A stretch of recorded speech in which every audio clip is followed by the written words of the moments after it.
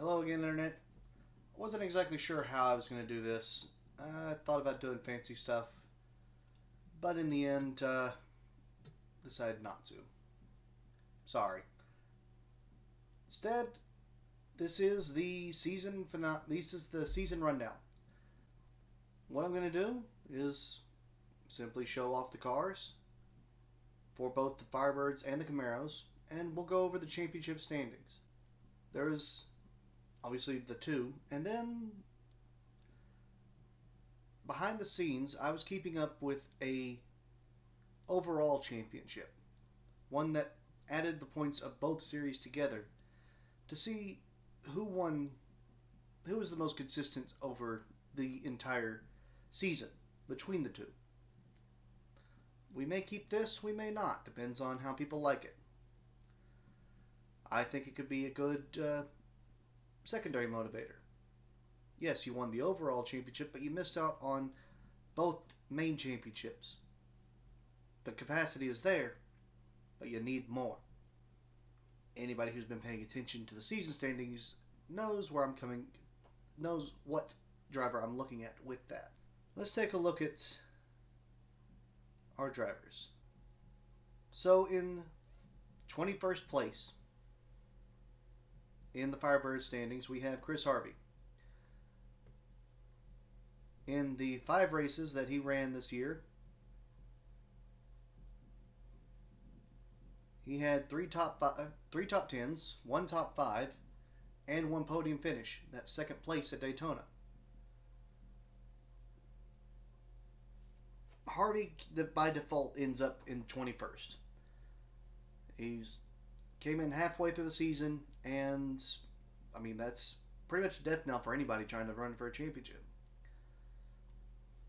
But he made the effort and made people sweat. He almost got a win. It's more than can be said for a number of rookies. 20th in the series for the Firebirds, and the first person to fall to the house, quote unquote, house rule will be John Lane. Now, in 10 races, only 2 top 10s and 1 top 5. Quite simply, that ain't going to do it. And if he wants a chance back in Firebirds, either somebody's going to have to hire him on, or he's going to have to win the Camaro championship. Not that he did horrible, but it's not very likely. In 19th, you have Gerard Wilkinson. Gerard he had a target on his back from the start of the season with his refusal to park at Phoenix. 3 top 10s, 1 top 5, and a podium. Surprisingly, never really had a great race all year except for one. Gerard's good race in Firebirds was race 3, Michigan. For those of you who've been paying attention to both series, I mean, if you've been paying attention, then you realize that Jim has not done well in the Firebirds, but if you've just been paying attention to Camaros, you may be scratching your head here. Yes, Jim had a bad season. He is 18th in the Firebirds. At one point was, I believe, 19th or 20th. And it just never clicked on this side. Even though there were times where he was competitive. 4 top 10s, 2 top 5s. Nothing really to show. You could just hope that the Camaro success bleeds over into the Firebirds for Season 2. Oh, James, where do I start? 17th place on the season, appropriate given the car number. And yet, still disappointing. I even gave you my favorite color, and you still disappoint me. James had a good first half of the season. Was actually a contender. 3 over the season, 3 top 10s, 3 top 5s, and 1 podium. However, James did nothing in the back half of the season. Over 5 in top 10s in the back half after a certain Mr. Harvey stepped in. If there's anyone that I can point to and say that their momentum was broken by that, it would be Wolf. Can he recover? We'll see. So, in 16th, we have the 18 of Nicholas Eckert. Nicholas never really made many waves in the season, but it was a notable year. 4 top 10s. Fairly consistent through the year, finishing mid-pack. There's potential here. Unfortunately, when there's so many others who win or regularly shuffle into the upper tier, consistent mid-pack ratings won't get you very far. That's why he's 16th. Okay, so while yes, it is a rolling manila folder, and I have not been able to get that out of my mind since I made the car last year, Daniel should actually be higher in the standings than this. The main reason he's not is because he finished 21st in the last 2 races of the season. Like 4 top 10s, 2 podium finishes, and by extension 2 top 5s. This guy was doing well. Another one, and you're talking about a top half performance? It just didn't happen. Again, you got to stay on track, and you got to actually be fast. Which, staying on track wasn't a big deal in the Firebirds. It was more of a deal with the Camaros. Being fast, on the other hand, at 14th, we find our lowest ranked race winner. Thomas Hammond, who won at Sonoma. Only win of the season, only podium of the season. But 5 top 10s. Again, more proof that you actually got to get up there and get to them before you can show off. 5 seems to be a decent number, at least. I mean, it's half the season, obviously. But it seemed to be a point where once you got 5, you're pretty much set. And there's actually a few drivers who got to 5 and got nothing else. So NR is weird. It always has been. It always will be. You just shrug and go on because it seems some days it seems like it predicts the future. Unfortunately for Hammond, not a top half finish for the season anyway. Still, second winner in the series. Something to hang your head on. Minnie Nelson. Very hit and miss when it came to the Firebirds. No wins, a couple of podium finishes, I believe 3 top 5s, 6 top 10s, and a pole to add to all that. But still, I mean, you want more. 13th is not good enough for 6 positions, and there were a number of low finishes. So, spotty season for Minnie Nelson, but again, potential. Maybe they can actually get a win this this coming year, anyway. Well, we are at the brightest car in the field. Well, the one stands out as much as anyone else, that's for sure. May Ellis, notable also for winning the first race in Phoenix. Official first race, that is. Season was not terrible. I mean, 12th place, nothing to sneeze at. However, for someone who won the inaugural events, the inaugural points-paying events, only 5 top 10s in the season, 3 podiums, and a pole.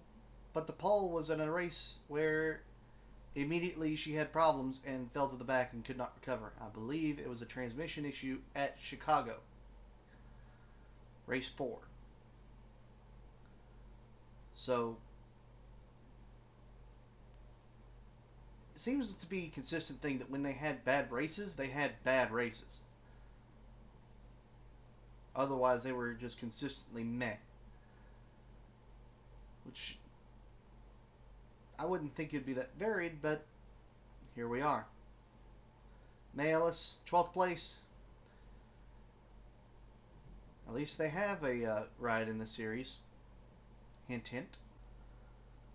So Catherine Harris ended up 11th place, lost a tiebreaker in the final standings, and ended up in the back half.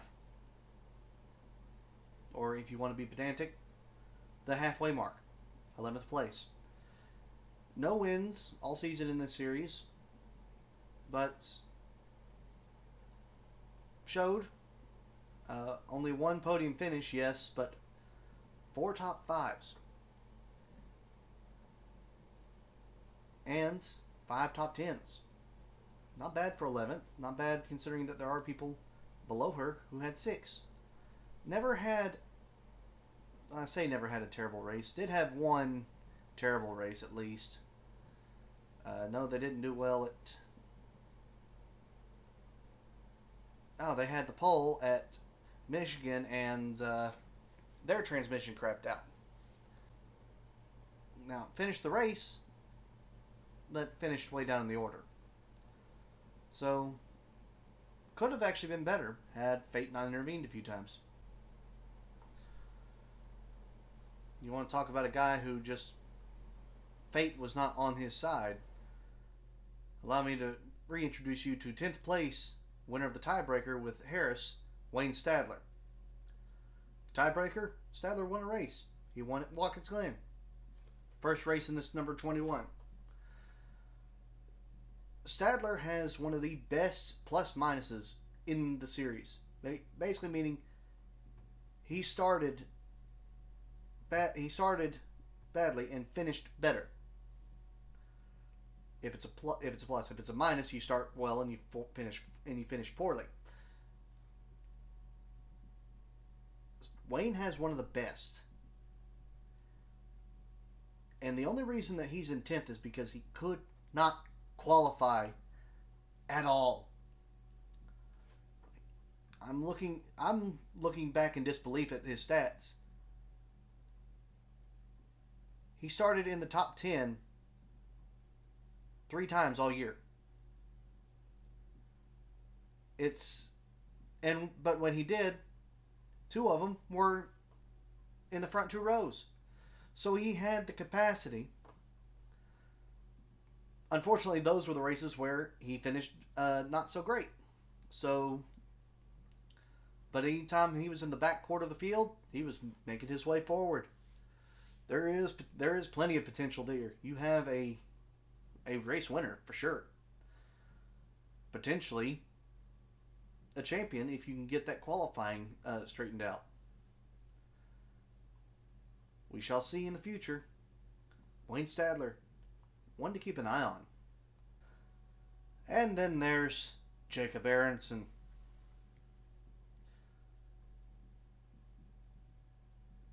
Whereas Wayne Stadler couldn't qualify well and raced better, Aronson would qualify genuinely very well and just disappoint. Much like Cincinnati. Seems like the Reds are just full of disappointment this season. Yeah, no, that's getting cut.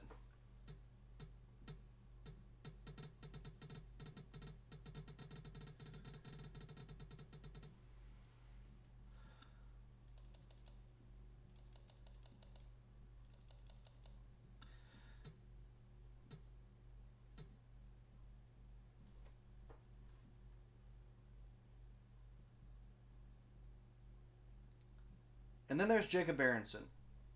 With 2 poles, obviously can qualify very well, and usually does. 4 top 10s on the season. No wins. I believe 3 top 5s. The problem isn't that they don't have speed. It's that they cannot keep their stuff together, and they fall apart at the end of the race. Between the 6 and the 17 being disappointments this year, maybe there's something about the color red.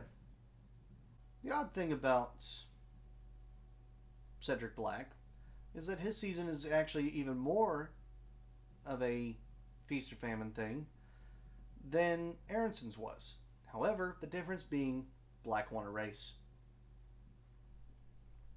He did blow an engine while leading a race too, and genuinely actually was able to keep most of his positions up until other drivers decided they wanted it, and he didn't really get a choice. But that said, win, pole, three visits to the podium, 4 top 5s, 6 top 10s, a tie for 8th, and that win giving him the tiebreaker. He needs to do a little bit more growing, a little bit more solidifying of his position. But obviously he's got the qualifying down. And it seems like if you can qualify well and stay and hold your position for the most part, you at least have a chance. Take notes, field. So this is the one car that will be looking majorly different between the two series. There was a miscommunication, and simply put, the Camaro for the 19 of John Walker is a different color. It's a mistake that won't be made for season 2. But we'll just get it out of the way now. John had a feast or famine season. Let's put it this way: if he didn't finish 6th or better, he was finishing 18th or worse.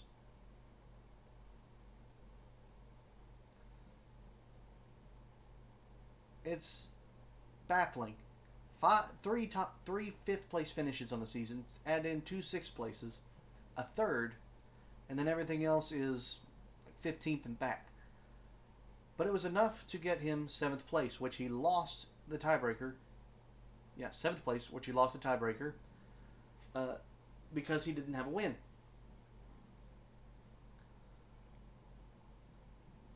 But as many odd finishes as I've seen from Walker, 7th place is actually not bad. And there were plenty of times at the end of the season where he was ready to take over and just never could get it done at the end. Season 2. Maybe. You want to hear a statistical anomaly here? Alright. 6th place Lynn White won the tiebreaker in the standings. Won a race. A pole. That race was also their podium appearance. Only 2 top 5s all year. 6 top 10s. However, here's the anomaly. Their average finish was 9.8 on the season. Not bad. Their average start was 9.8 on the season. They have a plus minus in position on track of 0. It makes no sense to me. And I've been chuckling for a few minutes now, just thinking about it. White is one that doesn't always make the best decisions, doesn't always have the best position on track, and in the Camaros anyway, has the worst luck. So, yeah, interesting.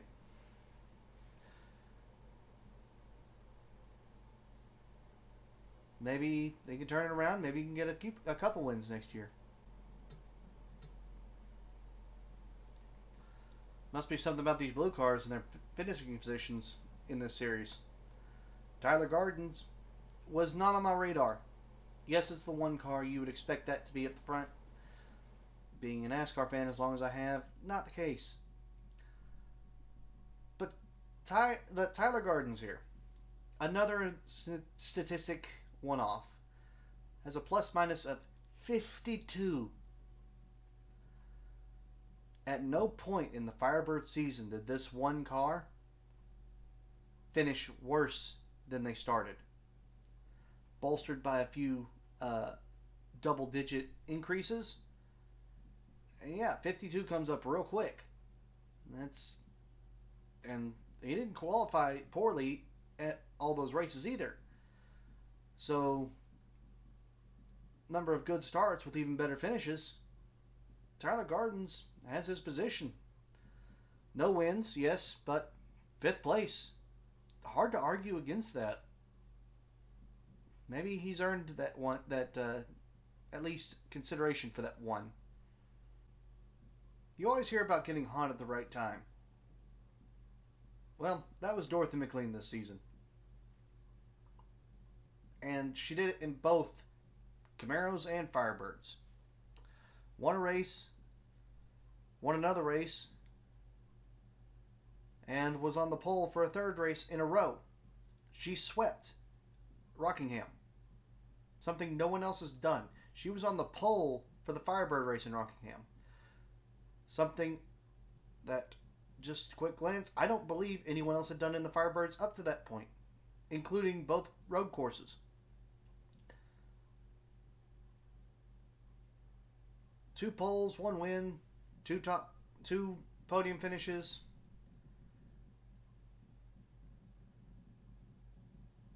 Unfortunately, those were also her 2 top 5s, and those were at the end of the season. 5 top 10s in total.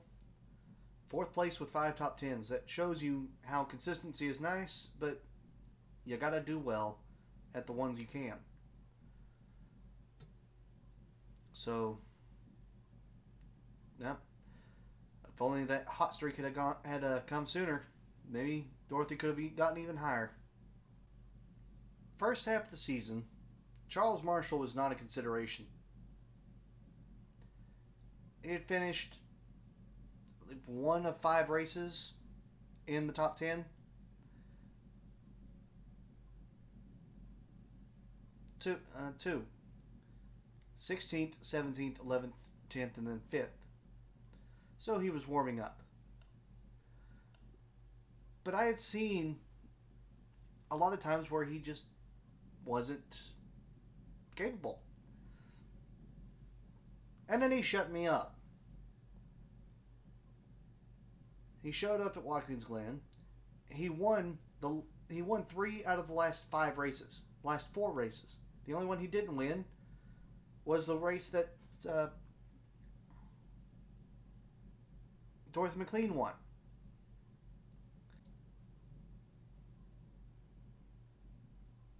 But Charles Marshall came roaring back. Had we run another race, Charles Marshall would have put himself back into eligibility with his win at Daytona. That's how good he did to finish off the year. Unfortunately, wasn't enough. And he takes 3rd place. Wins the tiebreaker to take 3rd, but with 3 wins, still a bit of a disappointment. 15 points. At the end of the Daytona race, 15 points. And actually probably more. Separated Isaac Hernandez from a championship. 7 top 10s in 10 races. 3 top 5s. 3 podiums.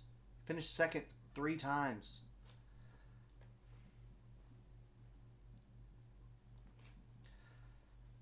And yet it just wasn't enough, even as a pole.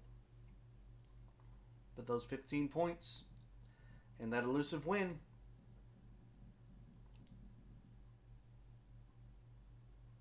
Hernandez isn't going anywhere, but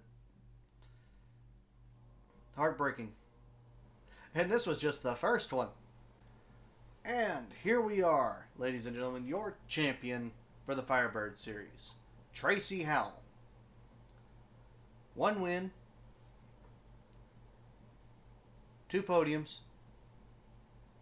3 top 5s, 7 top 10s. No poles. but he would not go away. It seemed like I was always talking about him every race.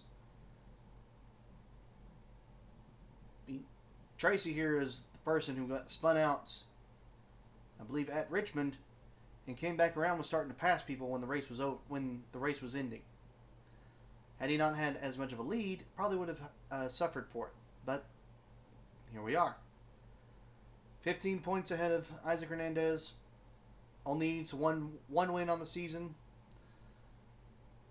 That consistency pays off here.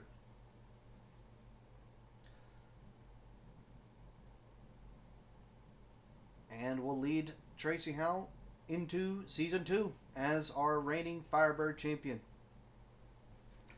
Alright, so now we're going to take a look at the Camaros.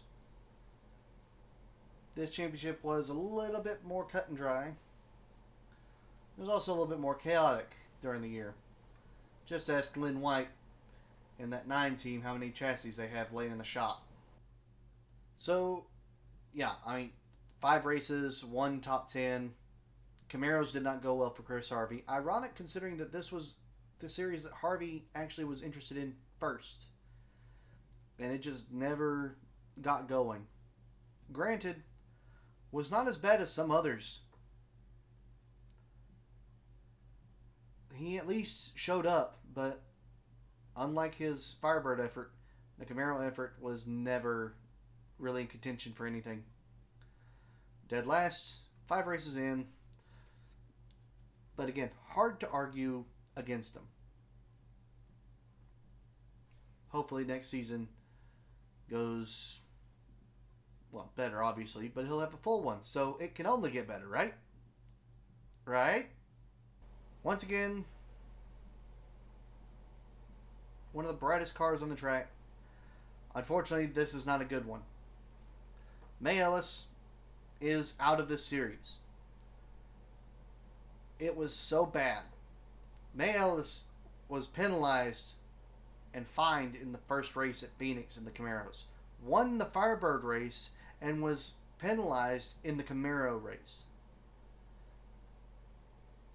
And that was a high point. May Ellis did not get a top 10 in Camaros. When we went into Daytona, let me make this as clear as I can. This 8 team on the Camaro side did not have a top 10 to its name. They finished 5th at Daytona, and that was their only top 10 and top 5 on the season. No one else had that level of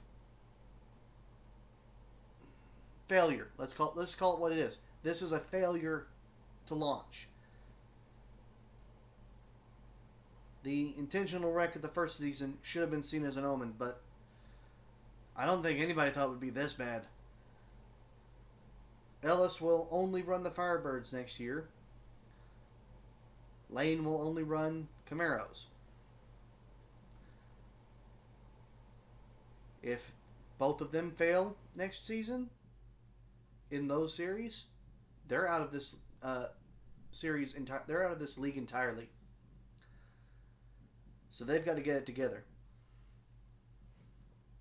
Which, in those series that they do run, they're not doing terrible. Well, I say that. Admittedly, finishing dead last at Daytona to end the season when the points are actually very tight probably didn't help anything, but 19th place goes to Tyler Gardens. And, I mean, it's hard to fathom how he can be so bad and yet so good in the other series. It's almost mind-boggling if it wasn't for Jim Carranza.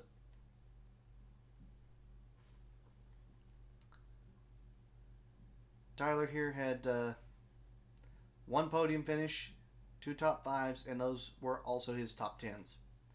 So when he finished well, he did well. But most of the time, nope. Stuff like this is why I stopped thinking so much. Because it seems like those who did well in the Firebirds are actually doing very poorly in the Camaros, and vice versa. To an extent. There are some that do well in both, and there are some that are doing absolutely abysmal in both. But it still doesn't make that much sense. Maybe I'm missing something. Maybe there's something key to these two cars that makes them act differently. Regardless, here's Charles Marshall, your 18th place finisher in the Camaro series. And, I mean, nowhere near what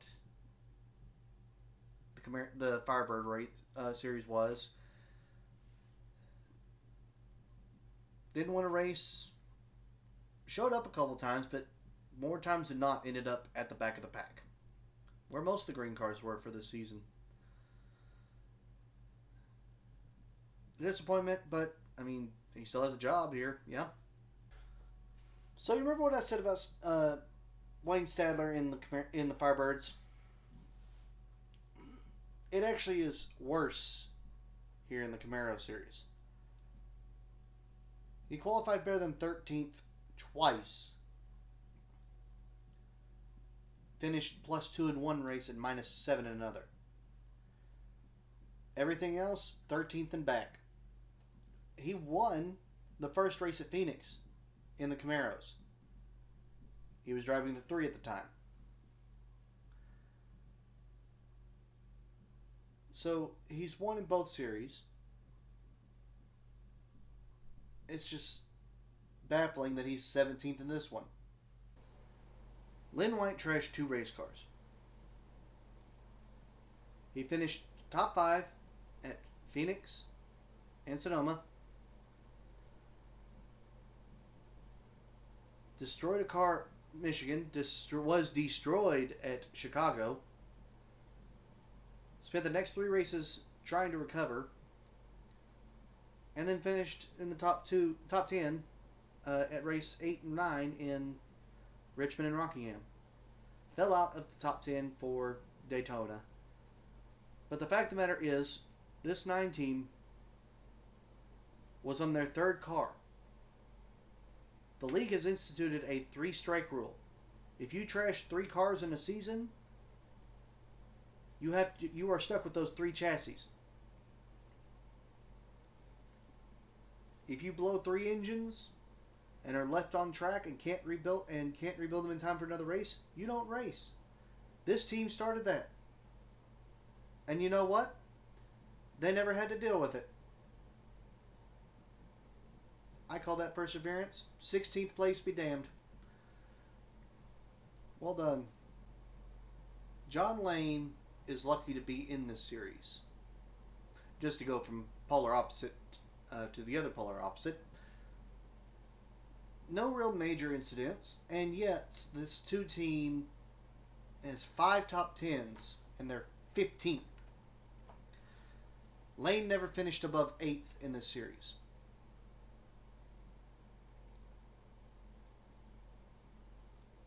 And that tells you all you need to know. He was able to be mediocre at best and able to mitigate disaster at worst. Nothing really to dwell on. Let's move on. As if to prove my point, 14th, losing a tiebreaker, for obvious reasons, Nicholas Eckert. Eckert had 4 top 10s. But he finished higher up in those standings. And also was able to recover from disasters a little bit better. Yes, 4, less than 5. So that's already a black eye on Lane.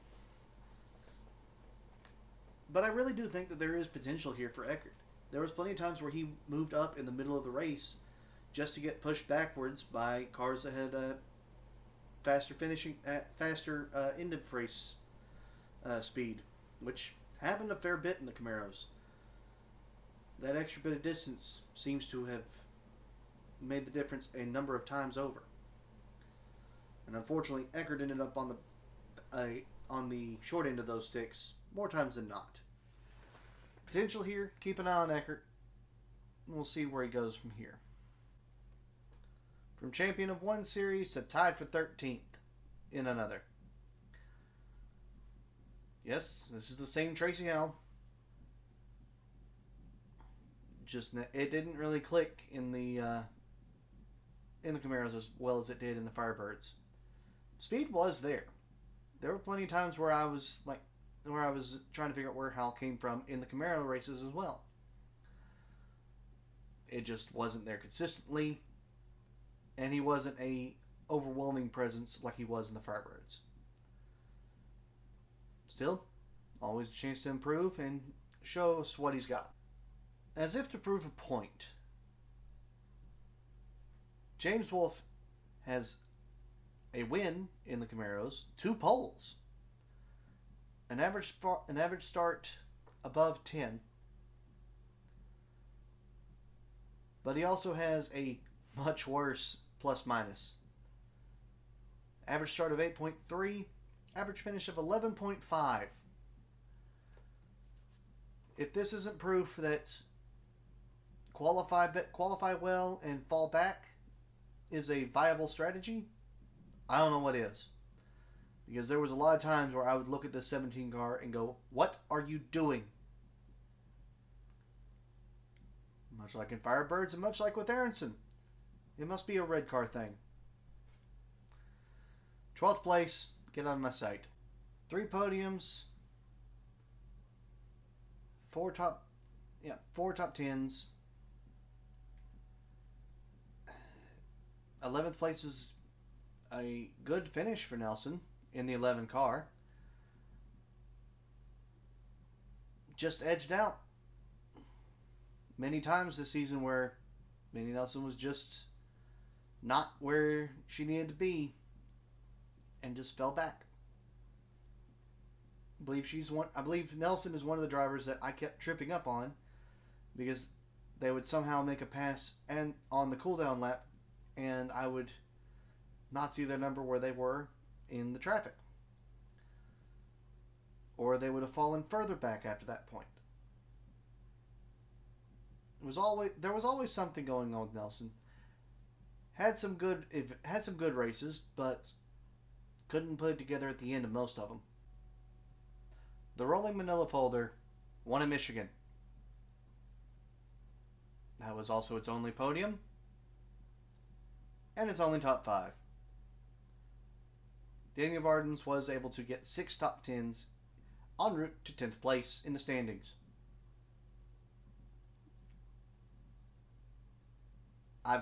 We have got to do something other than that color for next season, though. Even now, that's distracting. 9th place to Cedric Black, who has a win, 2 poles actually.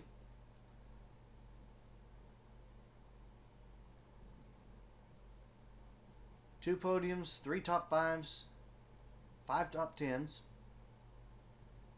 Could have had more though. At least two races where Black fell out with a blown engine.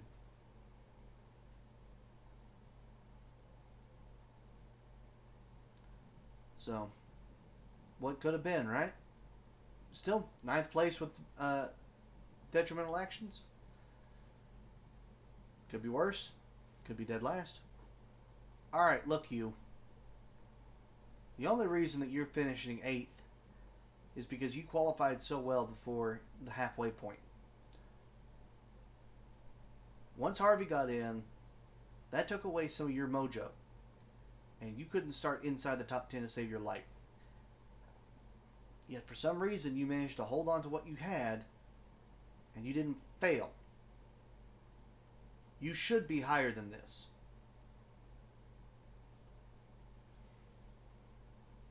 No wins. 2 top 5s. 6 top 10s. Fortunately, you qualified up there the entirety of the first half. So what happened? Take your 8th. Think about what you've done this season. and aim for a better one next year. 7th place, Thomas Hammond. Heartbreaking, honestly. 1 pole, no wins, but he finished second 3 times. 3 times. There's only one person I can think of that did the same thing, and I don't even think that they did it this series. The only downside for Hammond was that when it was bad, it was bad. When it was good, it was great. Those 3 second places is 3 podiums, 4 top 5s, 5 top 10s. Could have been more, though. Just imagine if he'd had those wins. Hammond was one instance of being good in the Camaros, but not as good in the Firebirds. Wilkinson is very much another. 6th place, as opposed to 19th in the Firebirds. Again, no wins, 2 podiums, 2 top 5s, 6 top 10s. A lot more consistent in this series than they were in the Firebirds. Generally a thorn on the side of everybody racing. And you always knew where this 5 was.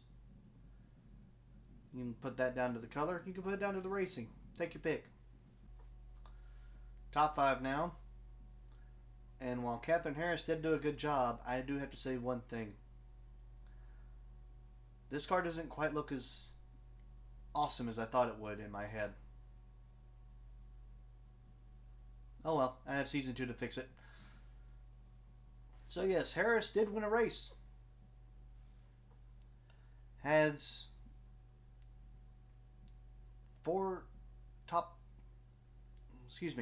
2 podium finishes, 4 top 5s, 6 top 10s to go along with that win.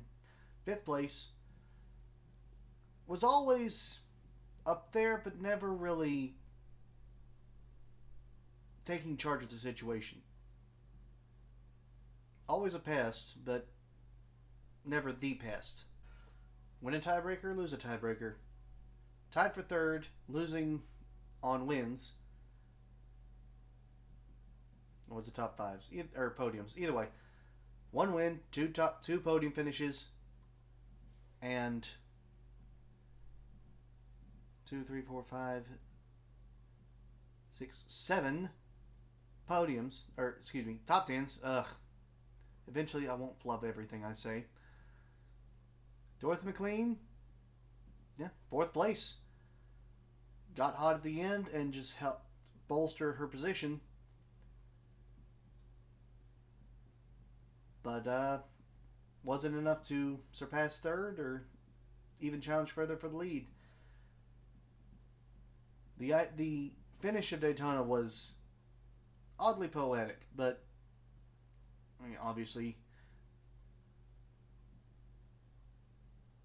the idea is to win the championship, and McLean didn't. Not for lack of effort, though. Those 7 top 10s are amongst the best in the field, behind only a few. 3rd place. Winner of the tiebreaker, John Walker. How did he win the tiebreaker? 3 podiums, as opposed to 2. However, shouldn't have been that close. But when John had a bad race, he had a bad race. Let's put it this way. 6 top 5s, 7 top 10s. He either finished in the top 10 or he finished in the back quarter. There was no in between.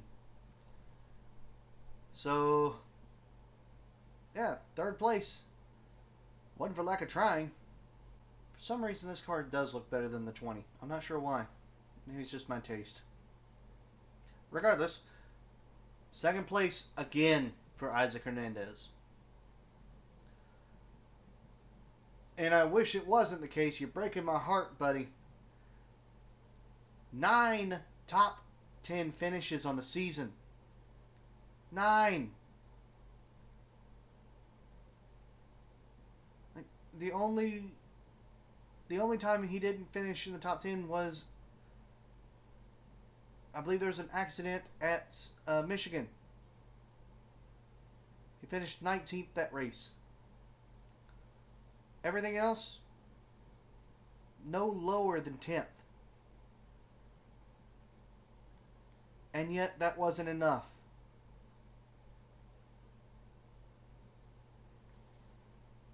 Of course, part of the reason that wasn't enough is because the person who won the series won 3 races and won the last race, most importantly, where Hernandez needed to win. So yeah, 9 top 10s, no wins. Did get a pole though. 4 top 5s, 3 podium finishes. It just simply wasn't enough to compete with the winner. Jim Carranza. And again, case in point, there are some drivers who did not do well in Firebirds, and then you've got Jim, who did not do well at all, and then is the champion of the Camaros series. Take your logic and throw it out the window. I don't want to hear it. It's kind of hard to beat the guy who wins 3 races in a season, even if that guy only has 7 top 10s. And Jim Carranza did just that. 3 wins on the season, took Daytona on his own. Didn't wait for anybody to take it from him. Just said, yoink, I want. And solidified the championship without any assistance. And you gotta respect that. Like, even if he did bad in Firebirds, who cares? He has a championship. He won the Camaro series. That's what matters. So he'll be defending it in the year to come. A yellow car and a pink car winning the championship. How odd that comes to fruition. So, one last rundown before I bid you adieu for the off season. That would be the overall championship. Let's make this one quick, shall we? 21st, the 3 of Chris Harvey. In 20th, the 2 of John Lane. In 19th, the 8 of May Ellis. Losing the tiebreaker for 18th, Gerard Wilkinson. 17th, winner of the tiebreaker, James Wolfe. 16th, Nicholas Eckert. 15th, Tyler Gardens. 14th, Daniel Gardens. Another loss on a tiebreaker. 13th, winner of the tiebreaker, Wayne Stadler. 12th, Charles Marshall. 11th, again just falling short, Minnie Nelson. 10th, Lynn White. 9th, Thomas Hammond. 8th, Cedric Black. 7th, Jacob Aronson. 6th, Jim Carranza. Another tie. Loser in 5th place, Catherine Harris, who had a win. However, 4th place was Tracy Howell, who has a championship. 3rd, John Walker. 2nd, with that hot streak at the end, Dorothy McLean. And your overall champion, Isaac Hernandez, in that 13. 2nd place in both, by far and away the best driver in both series. Unfortunately, could not win either series. And unfortunately, that's it for Season 1. Or fortunately, depending on how you look at it. If all goes according to plan, we will start Season 2 at some point in the summer. Until that time, stay safe, and I hope you've enjoyed all these races that have been put forth. I am Brian. I have enjoyed making these. I hope that you enjoy them as well. Until next time, take care, Internet, and goodbye.